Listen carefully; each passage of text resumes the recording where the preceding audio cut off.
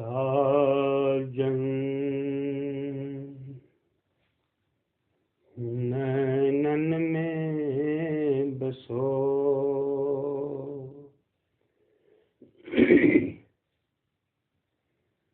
पलक ढांक तो हिलूं, ना मैं देखूं और को, ना तो ही देखन दूं,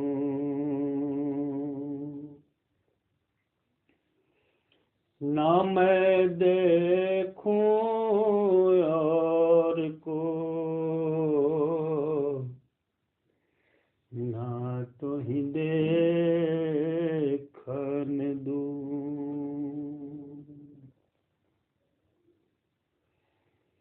समरथ तुम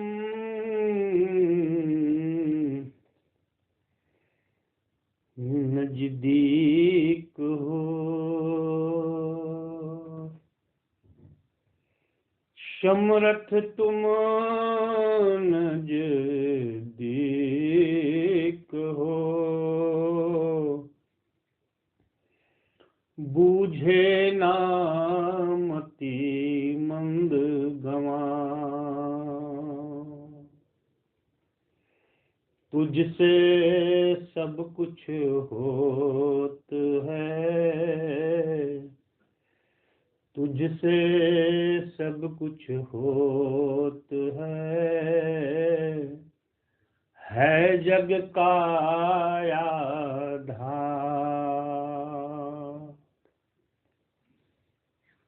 बिन सतगुरु कोई समझे नहीं, गए 3 काल बीत, चारों जुग में भूल भुलैया, समझे सतगुरु सेवक, समझे सतगुरु सेवक।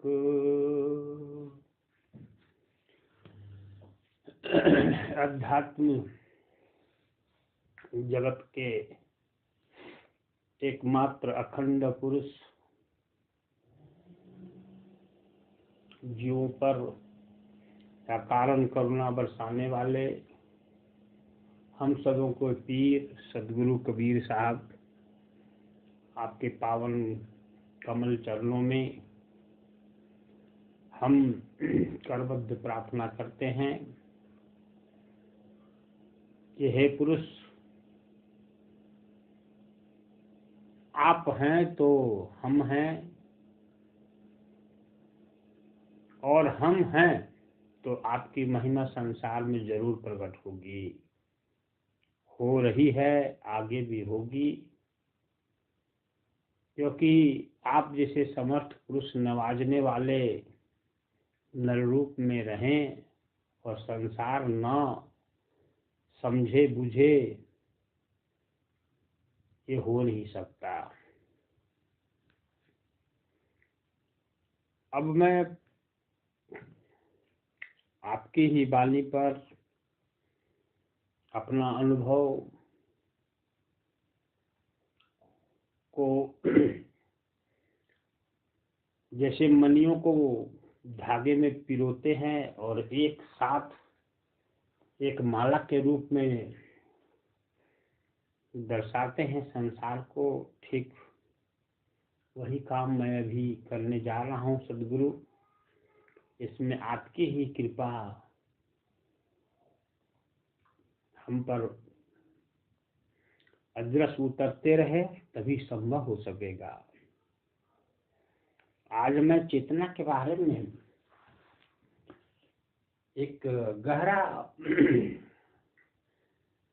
लोगों के बीच में संशय बना रहता है।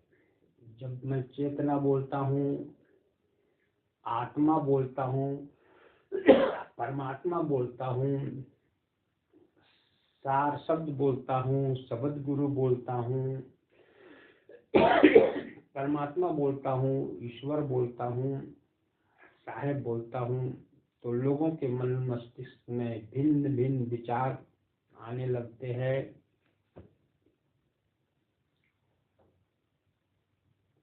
इस पर पर्दा उठाने का मैं आज एक लघु प्रयास कर रहा हूँ।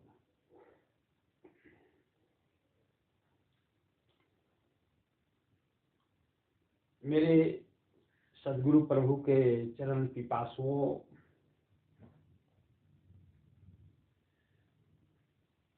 जीव के विराट अवस्था को ही परमात्मा कहते हैं।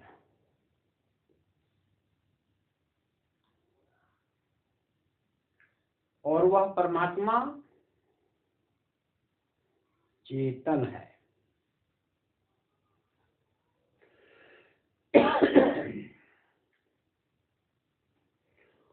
वो कब से है और कब तक रहेगा,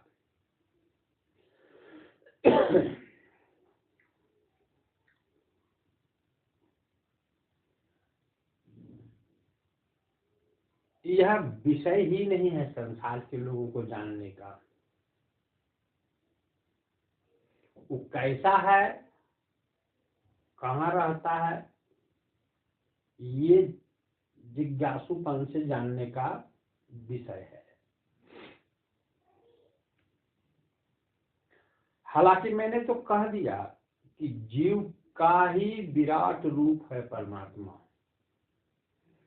आपको लगेगा कि जीव का ही विराट रूप है। जी हाँ, इसमें संशय नहीं है। जब जीव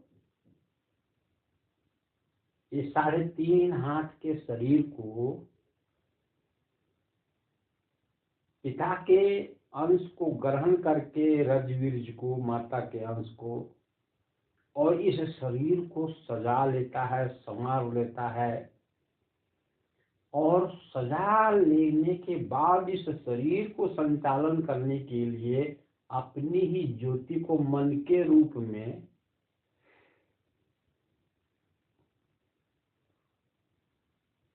बहिरंग करता है। और ये ज्योति मन के रूप में जो है वो मनन करने लगता है, चिंतन करने लगता है, विवेचन करने लगता है। इंद्रियों के प्रति इसका रुझान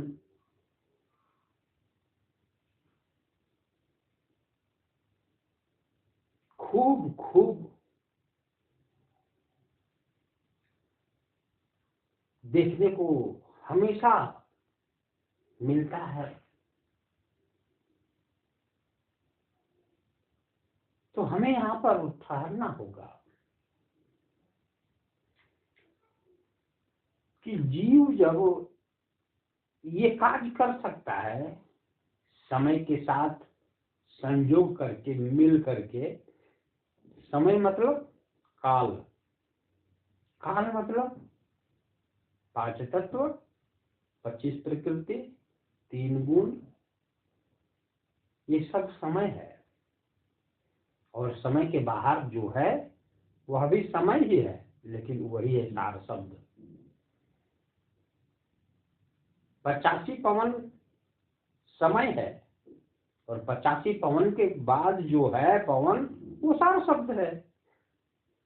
36 जल समय है, लेकिन 36 जल के पार जो है जल, वो है सत्य पुरुष साहेब।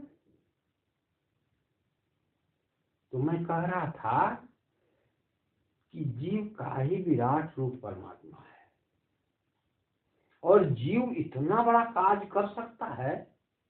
मन को उत्पन्न कर दिया, शरीर को उत्पन्न कर दिया, शरीर को संवार दिया, 5 ज्ञान इंद्रियां, 5 कर्म इंद्रियां, मन, बुद्धि, चित्त, अहंकार, 5 तत्व, 25 प्रकृति का एक सुंदर काया बनाया। इसमें इच्छा रख दिया जगह जगह पर, विषय रख दिया जगह जगह पर।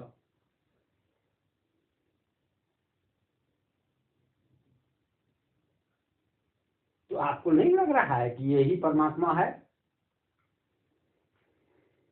तो यही जीव है। जीव मतलब जिंदा, जीव मतलब जिंदा, जीव मतलब चेतना। और यही जीव का विराट जो अवस्था है वो परमात्मा है। जब जीव में इतनी शक्ति है तो परमात्मा में कितनी शक्ति होगा। अणु में अणु स्वरूप जीव है, विभू स्वरूप परमात्मा है। अणु स्वरूप जीव है और विभू स्वरूप विराट है। अब ये जीव और ये पीव, ये जीव और विभू, ये परमात्मा को समझना बहुत सरल है गुरु की भक्ति से।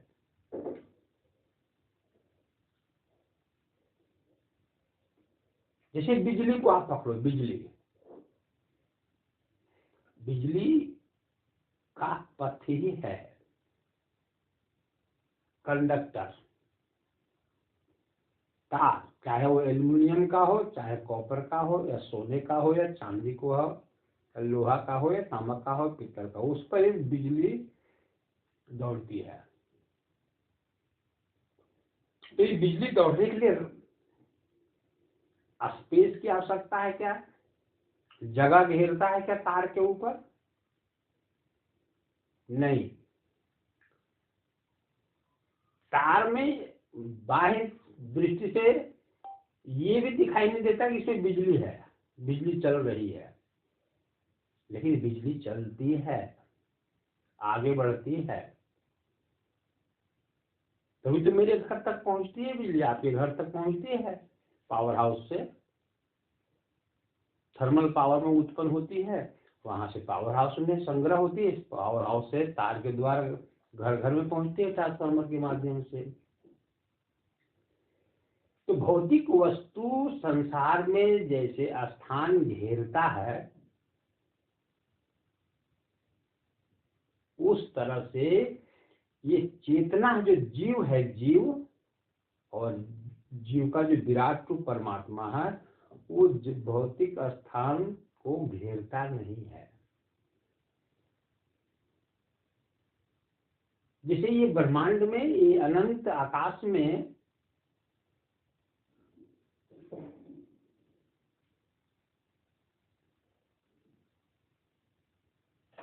जिसे हिमालय है, तो हिमालय जगह को घेर लिया है पृथ्वी के ऊपर, और हिमालय के ऊपर जो स्पेस है वहां खाली माना जा सकता है, लेकिन उतना एरिया जहां पर हिमालय है जगह घेरे हुए है, उस तरह से परमात्मा नहीं जगह घेरता है। इस चीज को बहुत जरूरी है समझना सब जीवों को, इसीलिए उसको प्रकृति पार कहा गया है। जर्रे जर्रे में है, कण कण में है परमात्मा, लेकिन प्रकृति पार है क्योंकि वो चेतन है, और चेतन कभी भी भौतिक स्थान को घेरता नहीं है। चेतना भरा हुआ है एक बोतल में, एक बॉक्स में, एक एक कमरे में भरा हुआ है, सब खचाखच भर दिए वो चेतना, लेकिन उस कमरे में आप ठोस पदार्थ फिर भर सकते हो। चेतना भी रहेगा, ठोस पदार्थ भी रहेगा। ठोस पदार्थ आप इधर से उधर करके ले जा सकते हो, लेकिन चेतना के ऊपर कोई प्रभाव नहीं पड़ने वाला। तो यह चेतना का बोध कैसे होगा? इस चेतना का बोध आपको कैसे होगा? इसका बोध होना ही मनुष्य जन्म सफल माना जाता है। इस चेतना का बोध नहीं हुआ तो मानव जीवन सफल नहीं माना जाएगा। क्यों?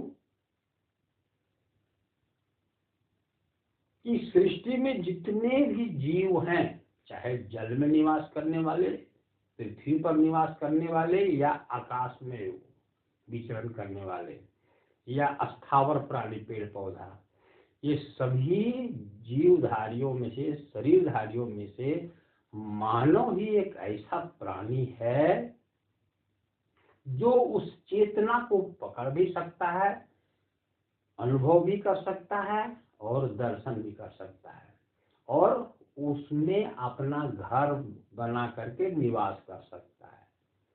जैसे वो अखंड है, चेतना प्रकृति पार है, तो जीवात्मा भी अखंड और प्रकृति पार हो सकता है सहजता पूर्वक।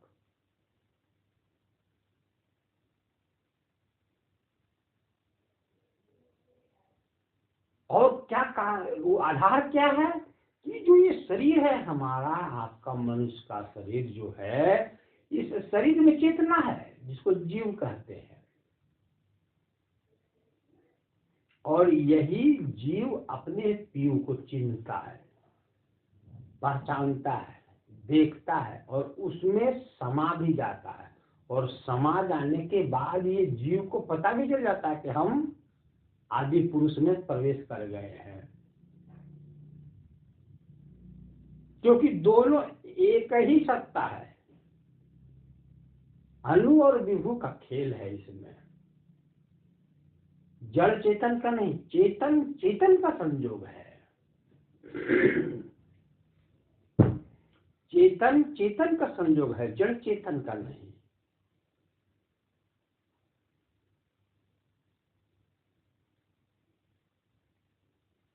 अब मैं जो बताने जा रहा हूं कि वो जो विभू चेतन है, जिसको मैंने परमात्मा कहा, मेरे गुरुवर साहेब ने सत्य पुरुष कहा, सत्य नाम कहा, उस विभू सत्ता को आप कैसे जानोगे?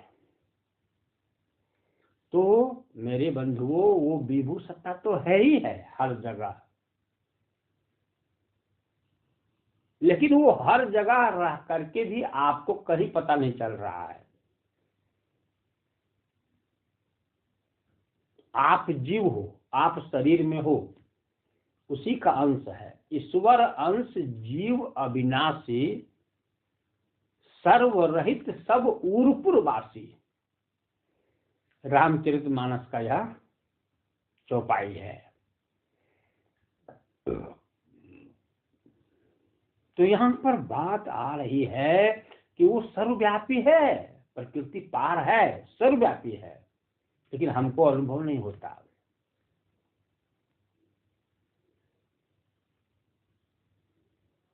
अनुभव होगा। आपके शरीर में वो जीव है जो उसी का अंश है, चेतन। जैसे एक मनुष्य जंगल में विचरण कर रहा है, जिसको कह सकते हैं कि आदि मानव, आदम मानव या आदिवासी, वो जंगल में तीर धनुष लेके घूम रहा है, घूम रहा है, और अचानक उसको यदि दूसरा मानव मिल गया जंगल में, तो क्या बोलेगा, बता सकते हैं आप लोग? वो बोलेगा, अरे दादा, दूसरा मनुष्य दिख गया, दूसरा दिख गया, मेरे जैसा ही वो भी है, मेरे जैसा वो भी है, और बहुत खुशी आनंद उसको होगी। उससे संपर्क साधेगा, वो बातें करेगा, विचार करेगा, उसके साथ मिलेगा, और वो अनुभव में पाएगा कि ये बिल्कुल हमारे जैसा है, इसमें और हम में कोई अंतर नहीं है। दोनों का जीवन, दोनों का आकार, दोनों का स्वरूप एक ही है। ठीक मेरे बंधुओं, मनुष्य भी करता है सदगुरु की कृपा से।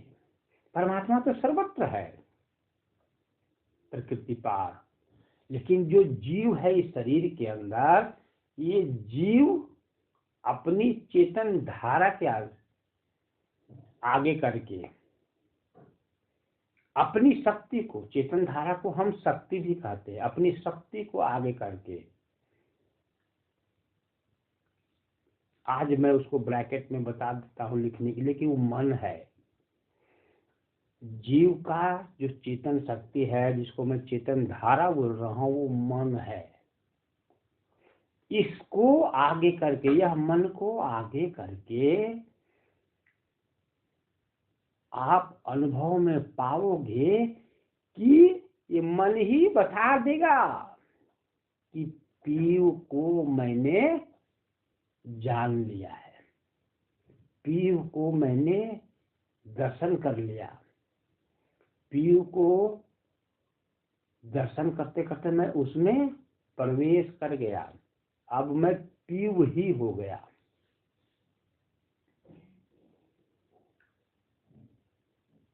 इसीलिए साहब ने कहा था कि मन के ही प्रतीत से,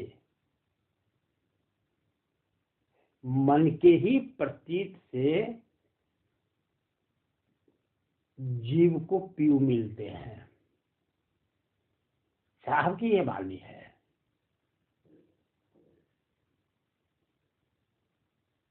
पार ब्रह्म को पाइए मन के ही प्रतीत।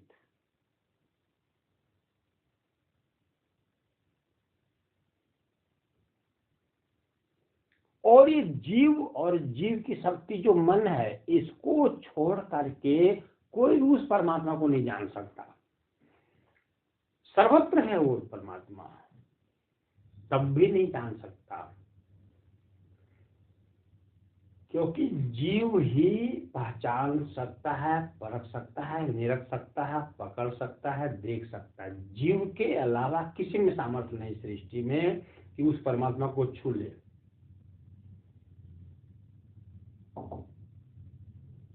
अब यहाँ पर ये जानना जरूरी है आप लोगों को, क्या ये जीव जो है शरीर में, ये जीव परमात्मा पास पहुंचता है? इसको परमात्मा तक सफर करना पड़ता है, तब परमात्मा मिलते हैं इसको। आज इस पर पर्दा उठ जानी चाहिए। नहीं, मैंने कहा कि परमात्मा विभू सत्ता है, तो ये जीव में भी तो है परमात्मा, तो फिर ये सफर में कहाँ जाएगा, दूरी क्यों तय करेगा? हर जगह है परमात्मा, जीव के अंदर भी है, जीव के पास भी है, लेकिन जीव को पता क्यों नहीं चलता है परमात्मा? तो पता कभी नहीं चलेगा।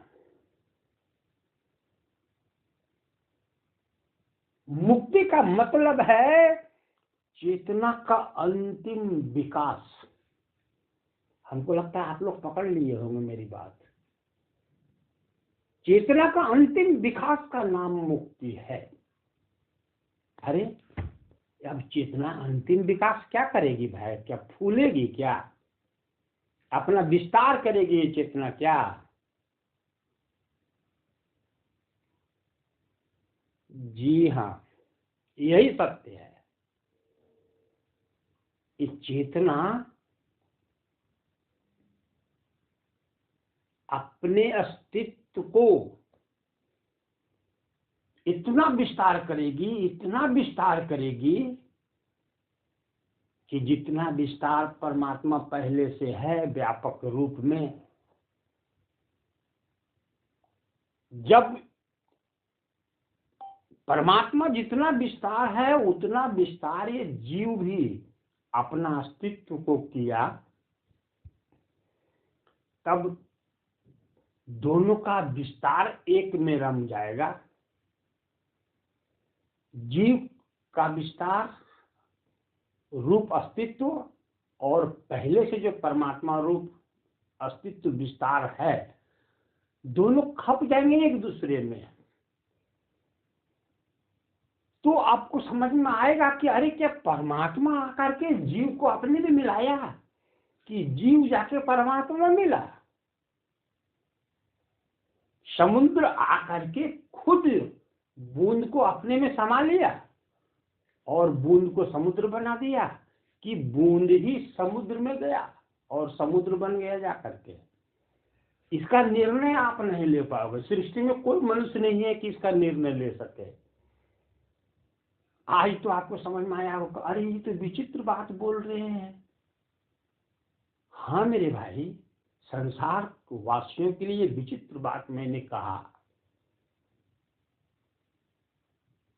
एक सत्संग में मैंने कहा है कि जीव के ऊपर फैला हुआ अस्तित्व का नाम ही परमात्मा है। मैंने क्या कहा, दोबारा कहता हूं कि जीव के ऊपर फैला हुआ अस्तित्व का ही नाम परमात्मा है। क्या है यहाँ क्या समझना है? साहब ने कहा, एक कवि ने भी कहा है कि खुदी को कर बुलंद इतना, खुदी को कर बुलंद इतना कि हर तदबीर के पहले खुदा बंदे से पूछे, बोल तेरी रजा क्या है, क्या क्या इच्छा है तुम्हारी। इसका मतलब क्या, परमात्मा आपको बोलेगा कि तुम्हारी क्या क्या इच्छा है, क्या चाहते हो तुम। गुरुवाई करना चाहते हो कि सम्राट बनना चाहते हो, कि तीनों लोगों का राजा बनना चाहते हो, कि नौ निधि अष्ट सिद्धि लेना चाहते हो, कि यश कीर्ति लेना चाहते हो, क्या लेना चाहते हो बताओ। कि परमात्मा ही बनना चाहते हो, परमात्मा ही होना चाहते हो, ऐसा पूछेगा परमात्मा क्या। खुदी को कर बुलंद इतना, हर तस्वीर के पहले खुदा बंदे से पूछे, बोल तेरी रजा क्या है। इसका अर्थ है सहज, कि आपका जब अस्तित्व जो है अनु से विभू होगा, तो आप जिस परमात्मा के बारे में सुना है कि परमात्मा व्यापक है, अंड मंडलाकार है, व्यापक विश्वभान, सो सदगुरु का रूप है, अनुभव में पहचान, मैंने जो सुना है ग्रंथों में, वो तो मैं ही हो गया।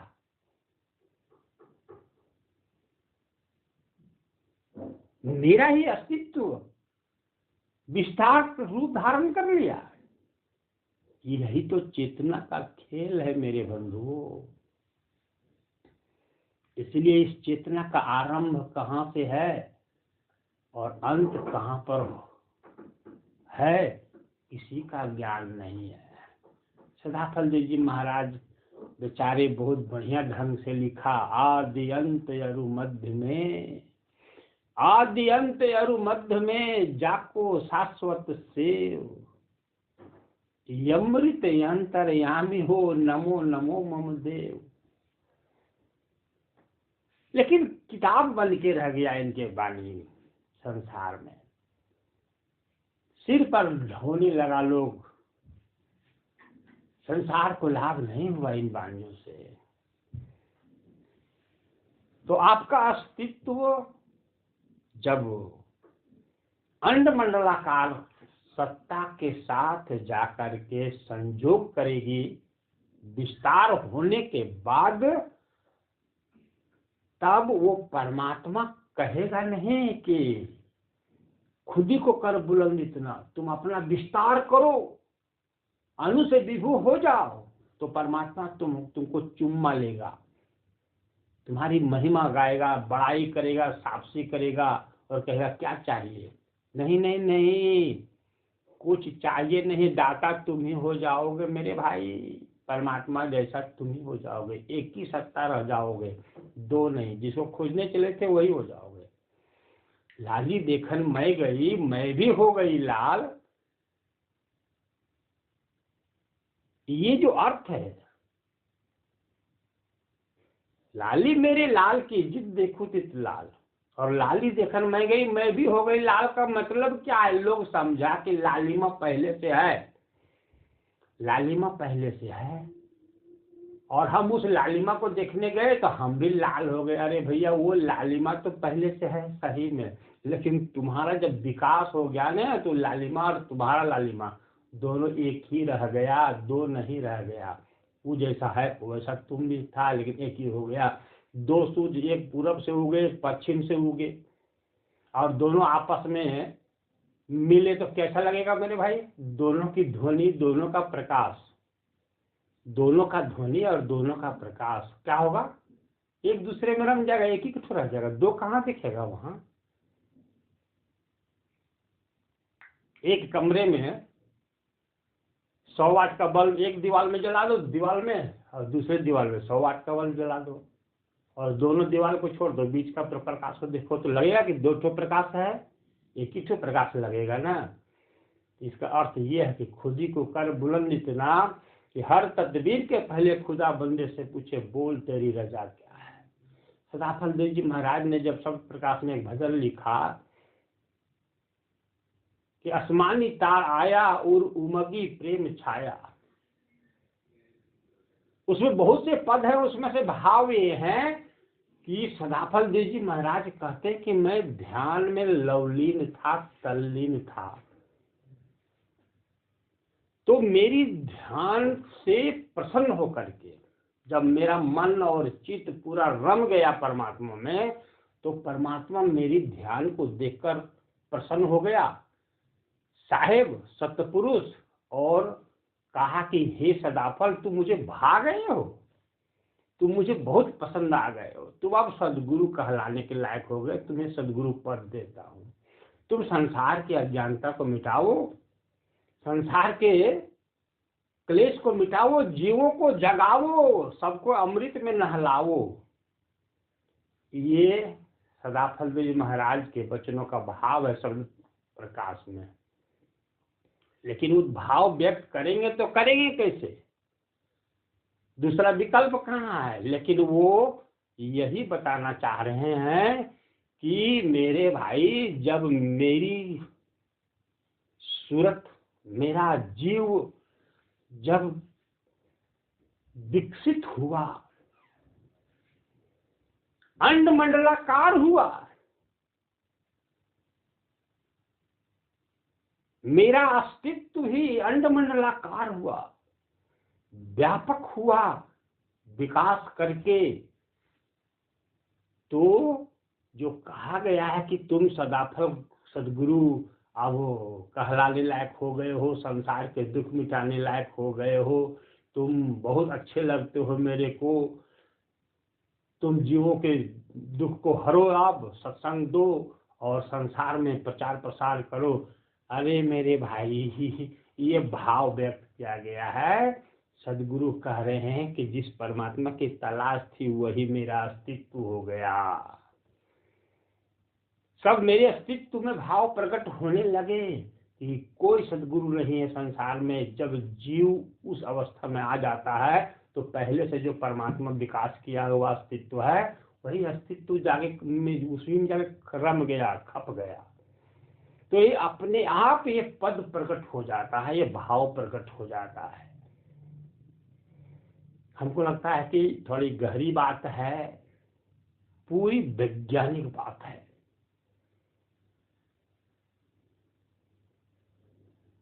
दो एक समान सत्ता जब हो जाता है, परमात्मा विभु है पहले से, चेतन है पहले से, और जीव जब उसी रूप में इसका अस्तित्व फैल जाता है, विकसित हो जाता है, तो पहले वाला और फैला हुआ ये दोनों एक ही हो जाता है, एक ही रह जाता है मेरे भाई।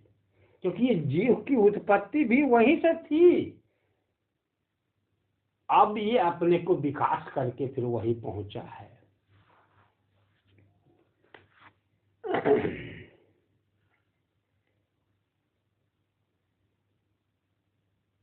साधना का मतलब बस इतना ही है।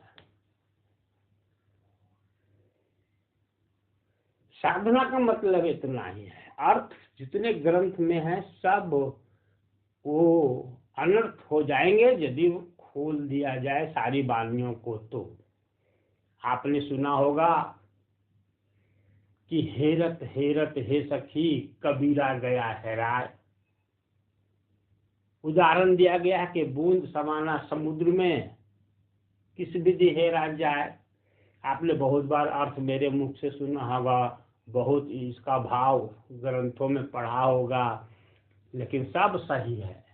लेकिन आज मैं जो बोलने जा रहा हूँ वो परम सही है, परम सत्य है, यही ज्यादा सही है। क्या बोलने जा रहा हूँ कि हेरत हेरत हे सखी कबीरा गया हेरा। कबीरा कहते हैं जीव को, सदा कबीर साहब कहते हैं कि जीव जब परमात्मा को देखने लगता है तो देखते देखते ही हैरा जाता है। आपको लगता है कि जीव हैरा जाएगा? जीव हैरा जाएगा तो इसका अस्तित्व ही खत्म हो जाएगा। जब इसका अस्तित्व खत्म हो जाएगा, इसका रूप आकार खत्म हो जाएगा, तो मजा किसको आएगा? जीव हैरा जाएगा तो सुख किसको मिलेगा? परमात्मा को कौन भोगता है? जीव भोगता है। तो भोगने वाला हैरा गया, वहां पर विलीन हो गया, तो भोग गया कौन? परमात्मा को। जी परमात्मा के आनंद को। ये अर्थ नहीं है हेरत हेरत हे सखी कबीरा गया हैरा, ये अर्थ नहीं है। जब ध्यान करने लगा जीव, तो जीव का विकास हुआ ना परमात्मा के समान, तो दोनों ही एक हो गए। इसलिए हैराने शब्द कहा गया है। ये गुरुओं के जो वचन है ना, ये वचन का अर्थ निकालोगे ना तो पगला ही रहोगे जीवन भर, और गुरु की भक्ति करोगे तो सुजान और अनुभवी हो जाओगे। इसलिए गुरु के वचन से अर्थ निकालना छोड़ दो।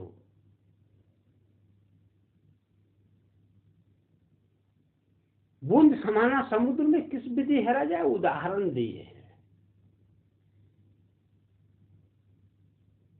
मतलब ये ध्यान शब्द सुरती योग की ऐसी महिमा है, ऐसी महिमा है कि जिस परमात्मा को खोजने के लिए, ध्यान से देखने के लिए ये संयम कर रहा था, न कर रहा था नहीं कर रही थी जीव, वो जीव ही विकसित होकर के परमात्मा में जाकर के एक हो गई है। परमात्मा जितना विकसित पहले से था उतना ही विकास ये भी हो गया, दोनों तद्रुप हो गए, एक तरह, एक जैसा।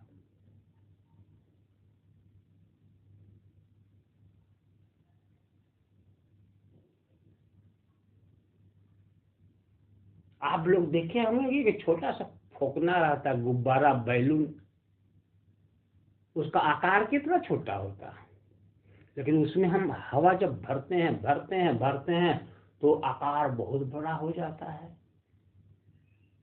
जिस समय हवा नहीं भरा गया था उस समय उसका आकार देखिए, और रंग रूप देखिए, और हवा भरने के बाद उसको देखिए। थोड़ा समझने के लिए बता रहा हूँ। उसी तरह से जीव विकसित होकर के परमात्मा में तद्रुप हो जाता है। वैसी अवस्था में बूंद और समुद्र दो नहीं रहते, एक हो जाते हैं।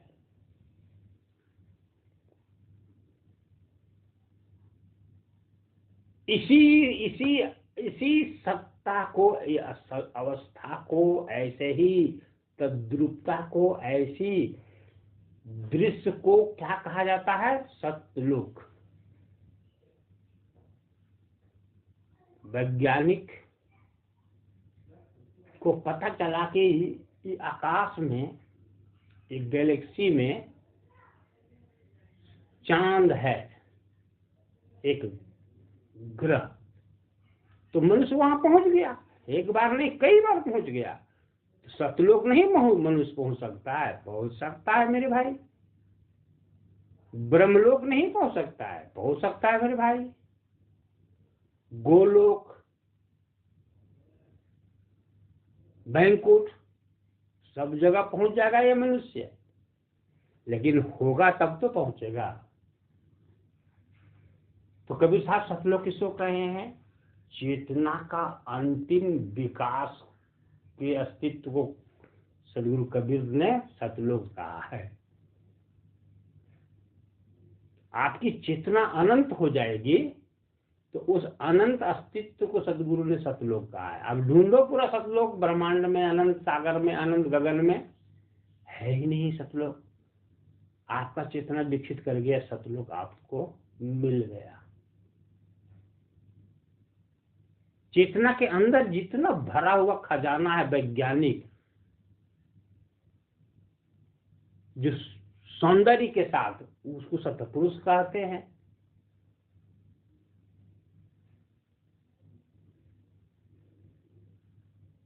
इसलिए इसको आत्मनिर्भर भी कहा गया। उस चेतना को आत्मनिर्भर कहा गया, क्योंकि उस चेतना को किसी से लेना न देना है, मगन रहना है, उसका निजी गुण है। उस चेतना को न भूख है न प्यास है, न उसकी चेतना को भोग न भोजन, वो तो अकर्ता पुरुष है। उसको निष्क्रिय कह दोगे तो कोई अनुचित नहीं होगा, क्योंकि वो स्वयं अमृत स्वरूप है।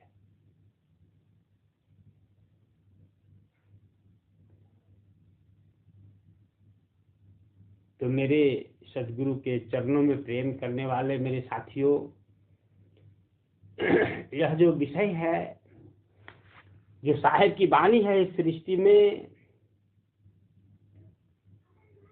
बहुत उसके अर्थ हैं विद्वानों के पढ़ाई लिखाई के आधार पर, लेकिन वो अर्थ सचमुच में कोई काम का नहीं है। और अनुभव के आधार पर, गुरु के आशीर्वाद के द्वारा जो अनुभव होगा, आपके पुरुषार्थ संयम के द्वारा जो अनुभव होगा, उसके आधार पर गुरु का अर्थ ये है जो मैं आपको बता रहा हूं। आत्मा ढूंढने की चीज नहीं है। आत्मा आप ही हो, जीव हो आप। और परमात्मा को भी ढूंढने की चीज नहीं है। परमात्मा ढूंढा जा, छिपा हुआ नहीं है। क्या किसी का कर्जा है क्या परमात्मा के ऊपर?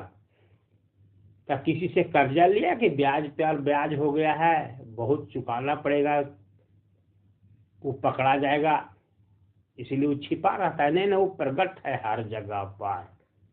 लेकिन जीव जिस दिन परमात्मा जितना व्यापक है, विशाल है, उतना जीव भी अपने अस्तित्व को विशाल कर लेता है। उस दिन परमात्मा प्रकट है, ये जीव कह देगा। इसलिए इस सृष्टि में किसी को भी परमात्मा नहीं मिले, सतलोक नहीं मिला, बैंकुट नहीं मिला। जिसको मिला है तो शरीर मिला है, शरीर छोड़ने के बाद शरीर मिला है, और शरीर नहीं मिला तो गगन में वो बेचारा अंडे के जैसा पड़ा हुआ है जीव।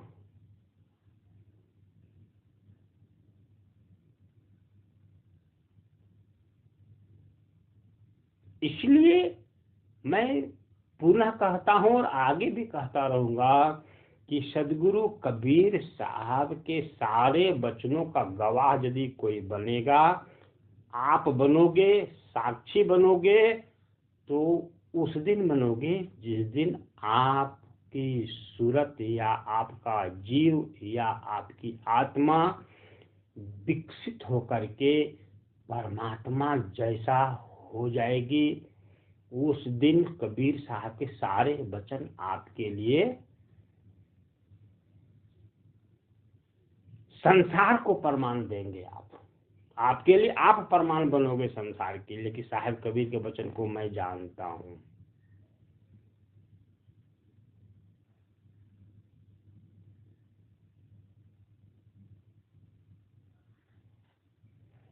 अब एक चीज मैं बताना चाहता हूं। साहब कहें कि 1455 साल गए, 1455 साल गए, चंद्रवार एक ठाठ ठए, जेठ सुदी बरसाइत को पूर्णमासी प्रगट भये। अरे पूर्णमासी को काहे प्रकट हुए कबीर साहब? इनको तो कृष्ण पक्ष में प्रकट होना चाहिए ना जी। अरे मेरे भाई, ये पूर्णमासी प्रतीक है कबीर साहब के लिए।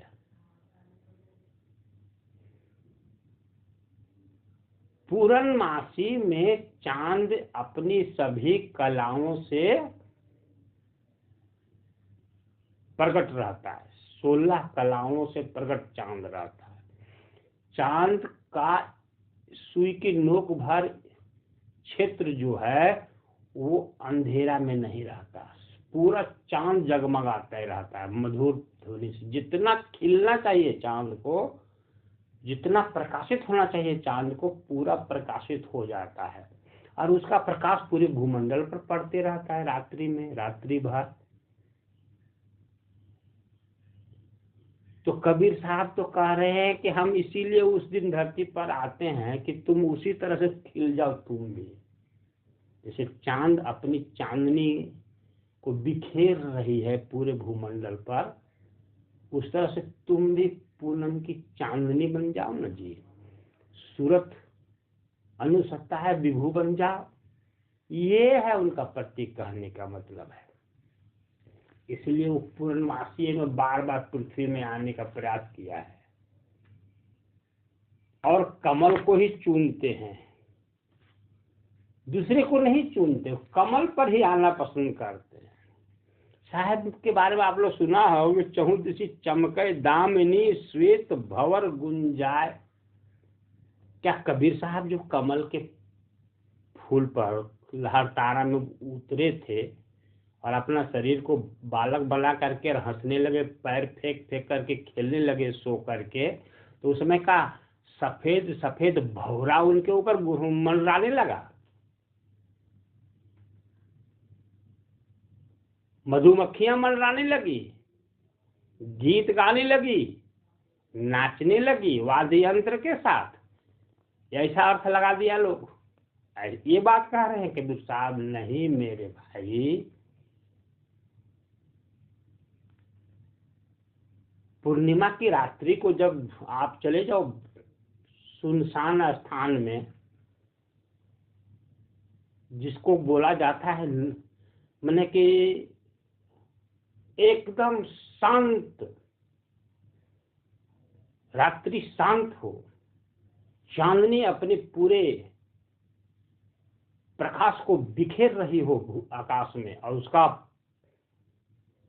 प्रकाश धरती पर गूंज रहा हो, तो जानते हैं शब्द भी आपको सुनाई देगा, वो प्रकाश दिखेगा और प्रकाश में शब्द भी दिखेगा, और शब्द जहां है वहां तो संगीत है। लेकिन जगती लोग सुनत परैया हे हरि, जगती लोग ज्ञान बिना बहिरा, संतान परत सुनैया ये हर्षि हरि। संसार के लोग ज्ञानी है ही नहीं, बुद्धि है ही नहीं, गुरु की सेवा करता ही नहीं है, हम सब ज्ञानी बने हुए अपने से, तो सुनाई कहाँ से देगा? संतों को सुनाई देता है वो संगीत, और प्रकाश तो दिख रहा है। तो यहाँ कहे चहुदिशि चमके दामिनी श्वेत भंवर गुंजाय का मतलब है कि चांद की चांदनी जैसे चारों तरफ फैल रही है रात्रि में, और शब्द भी अपने 6 राग और 36 रागिनियों को प्रकट कर रहा है, संसार को अति सुहावना बना रहा है। वही चीज तो साहब यहाँ कह रहे हैं कि जब मैं प्रकट हुआ लहरतारा में कमल के फूल पर, तो मेरी ही चेतना नृत्य कर रही थी, मेरी ही चेतना संगीत गा रही थी, मेरी ही चेतना आहत और अनाहत उत्पन्न कर रही थी।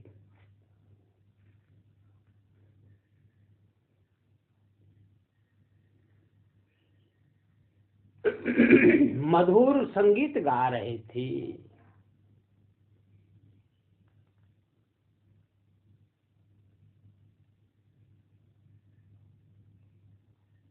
तो बस साहब जो भी कह रहे हैं वो जीव के लिए कह रहे हैं कि तुम भी यही कर सकते हो, तुम में पूरी क्षमता है, तुम भी तो मेरा ही संतान हो। जब मैं अपनी चेतना को परमात्मा के जैसा विकसित कर सकता हूं, तो तुम क्यों नहीं कर सकते हो? करने के लिए कोई शर्त है क्या? बस प्रेम, संयम,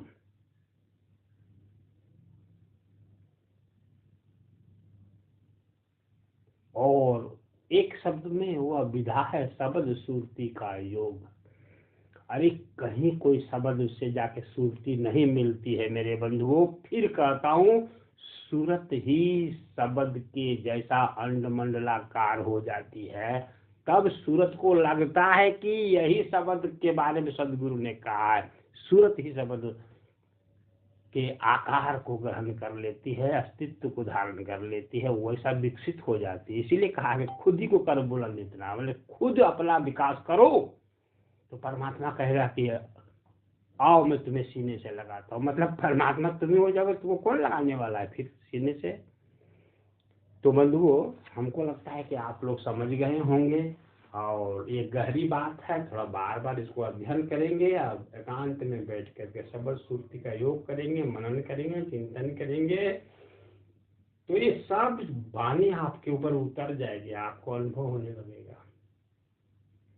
ध्यान करोगे तो आपको बुझ सब बुझने लगेंगे, आप सब सूझने भी लगेगा अंतर में। ये मेरा विश्वास है, क्योंकि गुरु भक्त तो हो सभी।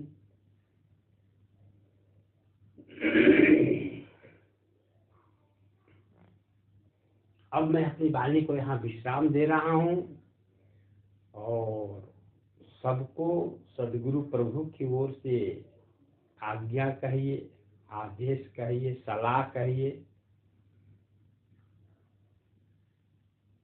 आप सभी सदगुरु की भक्ति अनूठेपन से करते रहें, वैज्ञानिक रीति से करते रहें, और जिसको खोजने का बड़ी अभिलाषा संसार वालों को रही है, वही बन जाए आप स्वयं और संसार के लिए प्रमाण बन जाए।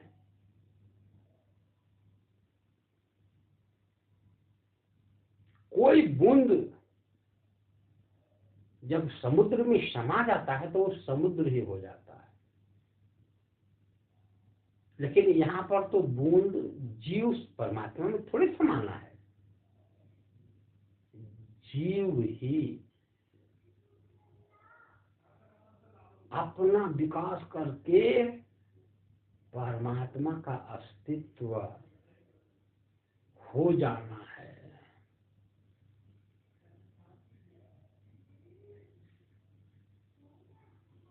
ये काम सबको करना है और सभी इस राह में आगे बढ़ रहे हो। आगे जो बचा है वो भी प्राप्त हो जाएगा। गुरु भक्ति सभी करते रहो, परमात्मा पर विश्वास रखो, सदगुरु कबीर साहब की वाणी को सिर पर रखो और एक एक वाणी का अनुकरण अनुसरण दोनों करते हुए आगे बढ़ो। शाहे बंदगी, शाहे बंदगी, शाहे बंदगी, सतनाम।